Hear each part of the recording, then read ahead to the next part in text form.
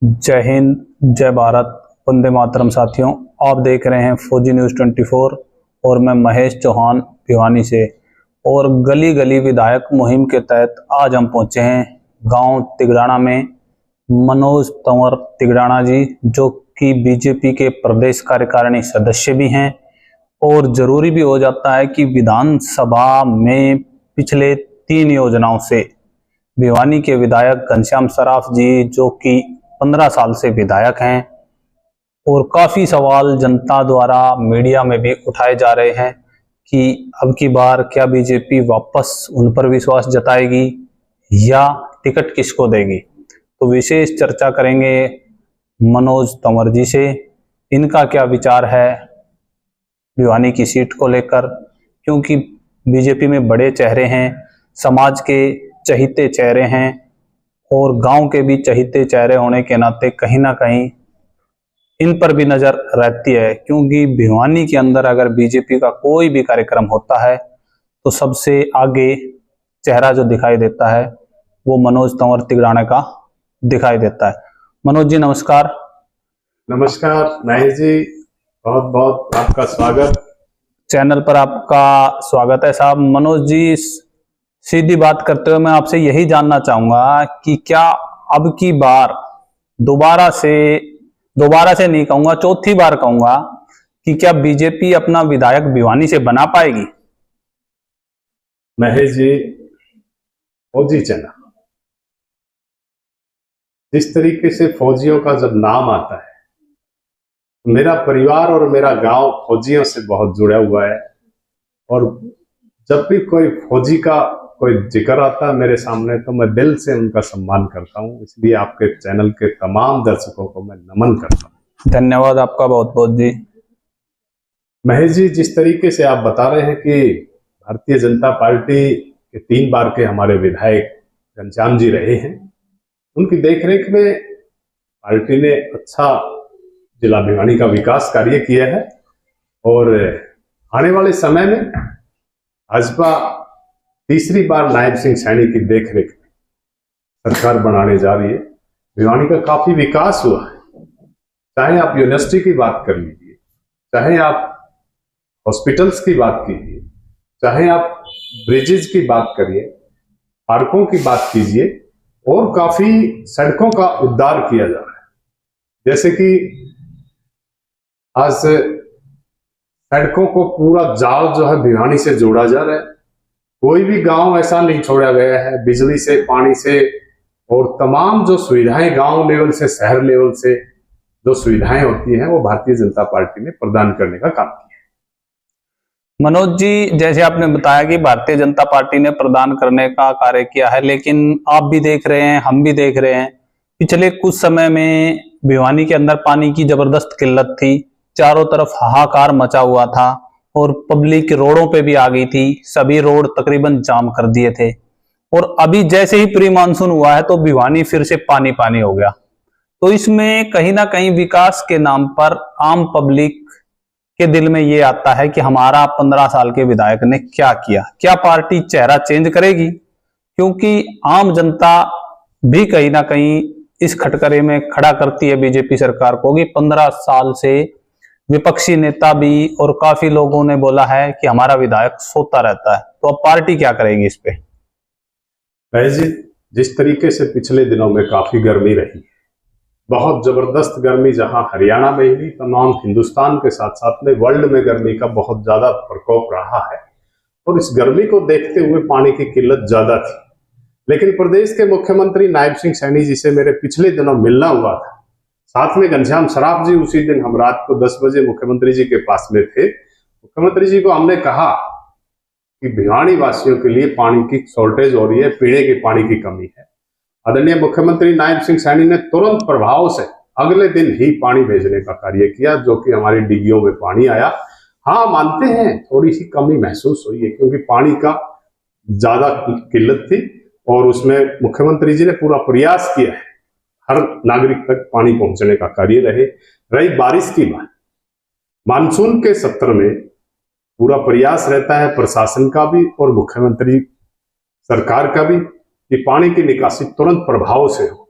2-3 घंटे के बाद में पानी की जो निकासी है वो तकरीबन निकल जाती है। और इस पे भी अच्छा काम करने का है, चाहे ड्रेनेज है, चाहे नाले हैं, चाहे सीवर हैं, इनको समय समय पे हमें, अब आने वाले समय में बारिश आनी है तो प्रशासन और सरकार इस विषय पर ज्यादा गंभीर है कि इनको तुरंत प्रभाव से ड्रेनों को और सीवरों को सफाई करने पे लगे। बिल्कुल, अभी फौजी दोनों जो हमारे चैनल हैं वो फौजियों के चैनल हैं, तो फौजी न्यूज होने के नाते, और मैं भी एक पूर्व सैनिक हूं, तो पिछले 14 महीने चुनाव आचार संहिता लगने से पहले पूर्व सैनिक जंतर मंतर पर भी रहे और बीजेपी सरकार के खिलाफ पूर्व सैनिकों ने एक मोर्चा खोला 1 रैंक 1 पेंशन को लेकर। तो उसमें क्या कहेंगे कि क्योंकि सरकार आज तक भी पूर्व सैनिकों से संपर्क नहीं साध पाई है, हालांकि सांसद महोदय, जिला अधिकारी महोदय, जिला कलेक्टर महोदय, स्थानीय सांसद सभी के द्वारा राष्ट्रपति जी, प्रधानमंत्री जी, रक्षा मंत्री राजनाथ सिंह जी को ज्ञापन दिए गए और बीजेपी सरकार 1 रैंक 1 पेंशन के नाम से पूर्व सैनिक लेके आए थे, फिर भी आज वो मुद्दा खड़ा हुआ है 1 रैंक 1 पेंशन का। महेश जी, मेरे मित्र नेत्रपाल जी बहुत ही आर्मी से सेवा करके आए हैं और अभी समाज में भी अच्छा अपना योगदान दे रहे हैं, हर नागरिक को जगाने का प्रयास कर रहे हैं। जहां इन्होंने आर्मी में सेवा करने का काम किया, मेरे परिवार में आर्मी से जुड़ा हुआ है, जहां आर्मी से जुड़ा हुआ मेरा गांव और मेरा परिवार, वहीं खेलों में भी इस गांव ने और मेरे परिवार ने अंतर्राष्ट्रीय स्तर पर इस देश को, इस गांव को एक अच्छा मेडल लाने का कार्य किया है। फौजियों की बात है, माननीय देश के प्रधानमंत्री मोदी जी ने रेवाड़ी की रैली में ही फौजियों से कमिटमेंट किया था कि मैं 1 रैंक 1 पेंशन आप तक पहुंचाने का कार्य करूंगा। आज देश के सरहदों को जिस तरीके से फौजी इस देश की सुरक्षा को बढ़ाने में अहम भूमिका निभा रहे हैं, वहीं प्रधानमंत्री जी भी देश की सेना के लिए कोई कमी नहीं छोड़ रहे। माननीय रक्षा मंत्री जी ने देश की सेना के लिए कितने अच्छे हथियारों का निर्माण करने का कार्य किया, कितनी अच्छी सेना के लिए जो है सुविधाएं देने का काम किया। माननीय राजनाथ सिंह हर आर्मी के बड़े से बड़े अधिकारी से लेकर छोटे से छोटे सैनिक तक पूरा ध्यान रखते हैं कि उसकी सेवाओं में कोई कमी ना रह जाए। आज हमारा सैनिक 24 घंटे लद्दाख में जब जिस तरीके से बर्फ के अंदर रह के देश की सेवा करता था, आज प्रधानमंत्री और रक्षा मंत्री जी ने उस सैनिक के लिए बहुत सारी सुविधाएं प्रदान की। 1 रैंक 1 पेंशन की बात है, वो देश के सैनिकों को प्रॉपरली तरीके से मिल रहा है। यह विपक्ष निरंतर जो है देश को गुमराह करने में लगा हुआ है।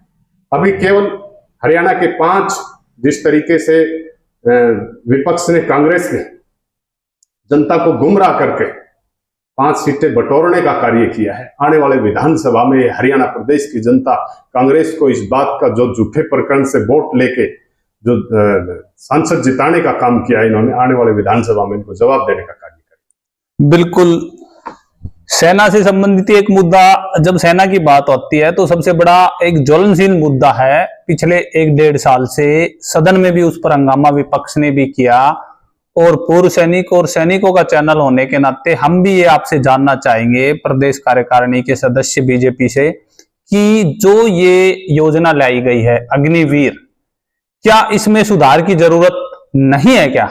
क्योंकि आज अगर एक नौजवान अग्निवीर के तहत नौकरी करता हुआ देश के लिए अपनी जान भी दे देता है तो उसको हम मानते हैं कि पैसा मिलता है, कई करोड़ों रुपए मिल जाता है। हरियाणा सरकार की भी बहुत अच्छी पहल है, जिसके लिए फौजी न्यूज 24 ने धन्यवाद भी किया था जब शहीदों के लिए 50 लाख से ग्रांट बढ़ाकर 1 करोड़ किया। लेकिन अग्निवीर योजना के तहत जो नौजवान भर्ती है और 4 साल के दौरान अगर भगवान ना करे, खुदा ना खास्ता, उसने देश के लिए जान दे दी तो उसको शहीद का दर्जा क्यों नहीं? हालांकि जबकि हमारा पड़ोसी राज्य है वो पंजाब, वो शहीद का दर्जा दे रहा है। तो इस पे क्या कहोगे? क्या ये खामी नहीं है अग्निवीर योजना में? महेश जी, देश के प्रधानमंत्री ने बड़ी सूझबूझ के साथ में अग्निवीर को लागू करने का कार्य किया। आप देखिए, जिस घर का मुखिया अपने घर परिवार को सुरक्षित नहीं रख सकता तो घर लंबा नहीं चलता है। हमें अपने घर परिवार को सुरक्षित रखने के लिए सारे साधन जुटाने पड़ते हैं। देखिए विदेशों में किस तरीके से रूस और यूक्रेन का झगड़ा हो रहा है, दूसरे देशों का झगड़ा हो रहा है।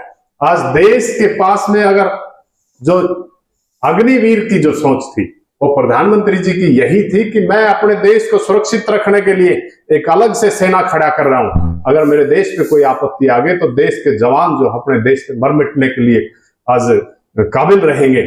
केवल और केवल देश को सुरक्षित रखने के लिए देश के प्रधानमंत्री ने अग्निवीर बनाने का काम किया।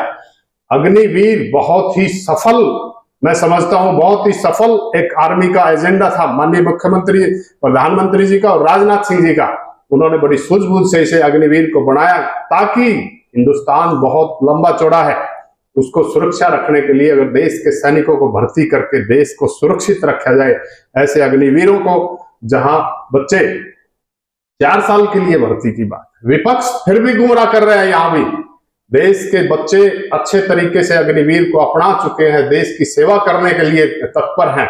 जो बच्चे अग्निवीर से वापिस आ रहे हैं केवल और केवल 25%, जो 75% आ रहे हैं, हरियाणा सरकार उनको सीने से लगाने के लिए तैयार खड़ी है। उनको सबसे पहले जो बच्चे वापिस आ रहे हैं उनको हरियाणा के हर महकमे में नायब सिंह सैनी और मनोहर लाल खट्टर जी उनको सबसे पहले लगाने में, अपने महकमे देने में उन बच्चों को तत्पर है। बिल्कुल, मैं अग्निवीर की उस विषय पे बात नहीं करना चाह रहा तंवर साहब, मैं ये पूछना चाह रहा हूं कि जो 4 साल के दौरान शहीद हो गया जी, लेकिन उसको शहीद का दर्जा नहीं है अग्निवीर पॉलिसी के तहत, क्या सरकार को इस विषय पे, भाजपा सरकार को नहीं सोचना चाहिए कि उसको हम शहीद का दर्जा दें या पॉलिसी में सुधार की जरूरत? क्योंकि आपका जो गांव है इसमें भी हजारों सैनिक, पूर्व सैनिक हैं और भगवान की दया से ये अच्छा रहा कि भाई शहीद हमारे जो हुए हैं वो पहले हो चुके। अगर अग्निवीर में कोई 4 साल की नौकरी के दौरान अगर शहादत पा जाता है तो उसको शहीद का दर्जा क्यों नहीं? महेश जी, ये पूरा क्षेत्र सैनिकों का क्षेत्र रहा है और सैनिकों के आश्रित पे ही हम सब खुले आसमान में जो है सांस ले रहे हैं। देश के प्रधानमंत्री, देश के रक्षा मंत्री और प्रदेश के मुख्यमंत्री केवल और केवल उन जवानों पे पूरी नजरें लगाए हुए हैं जो अग्निवीर की बात। देश के रक्षा मंत्री ने अभी हाल ही में संसद में खुले दिमाग से कहा है कि जो बच्चा वहां शहीद हो रहा है, जो देश के लिए न्यौछावर हो रहा है, मैं उसको 1 करोड़ रुपए और शहीद का दर्जा देने के लिए तैयार खड़े। और माननीय रक्षा मंत्री जी ने खुले दिमाग से कह के उसके लागू कर रखा है, लेकिन विपक्ष उन आश्रितों तक ये सारी चीजें ना पहुंचे गुमराह करने का कार्य कर रहा है, जबकि भारतीय जनता पार्टी, नरेंद्र मोदी जी ये सारी सेवाएं उन तक लागू कर रहे हैं। बिल्कुल, तो अभी अंत में मैं एक ही सवाल आपसे चाहूंगा, यदि विधानसभा चुनाव में आप भी टिकट के दौड़ में हैं और आपका क्या मनसा है कि क्या भिवानी से विधानसभा चुनाव लड़ेंगे या नहीं लड़ेंगे? महेश जी, मैं भारतीय जनता पार्टी का माननीय नायब सिंह सैनी और देश के रक्षा मंत्री राजनाथ सिंह जी का एक छोटा सा कमल का पौधा। ये चुनाव लड़ना और लड़ाना पार्टी का क्षेत्र है। पार्टी किस कार्यकर्ता को, आज आप देख रहे हैं कि छोटे से छोटे कार्यकर्ता को मुख्यमंत्री बना रहे। भारतीय जनता पार्टी में केवल और केवल ये है कि आम कार्यकर्ता भी प्रदेश का मुख्यमंत्री बन सकता है, प्रदेश का हर विधानसभा से विधायक बन सकता है और आपका लोकसभा से सांसद बन सकता है। भारतीय जनता पार्टी में मांगने से कुछ नहीं, वो अपने आप घर बैठे जो कार्यकर्ता काम कर रहे हैं उनको घर बैठ के जो है मुख्यमंत्री और विधायक बनाने का काम कर रहे हैं। जैसा पार्टी का आदेश होगा, हम एक पार्टी के सिंसियर सिपाही हैं। जरूरी बात है, अगर पार्टी आदेश करेगी तो उस आदेश को निभाने का काम करेगी। बिल्कुल, धन्यवाद तंवर साहब। तो साथियों, आपने देखा विशेष चर्चा में हमने अग्निवीर पे भी बात की, तो इनका स्पष्ट रूप से कहना है कि विपक्ष उस विषय पे गुमराह कर रहा है और फौजी न्यूज 24 भी इस बात की पुष्टि करता है कि जो अग्निवीर परिवार है उसको पैसा पर्याप्त मिल रहा है। हालांकि सुधार की जो जरूरत हमें लग रही है अपने विचार से कि भाई शहीद का दर्जा मिलना चाहिए, और अभी तंवर साहब ने बताया है कि माननीय प्रधानमंत्री और राजनाथ सिंह जी ने बोला है कि शहीद का दर्जा मिलेगा, तो इसके लिए इनका बहुत बहुत धन्यवाद। तंवर साहब आपका बहुत बहुत धन्यवाद चैनल के लिए समय देने के लिए। नेत्रपाल जी आपका और शर्मा साहब आपका बहुत धन्यवाद। बहुत धन्यवाद।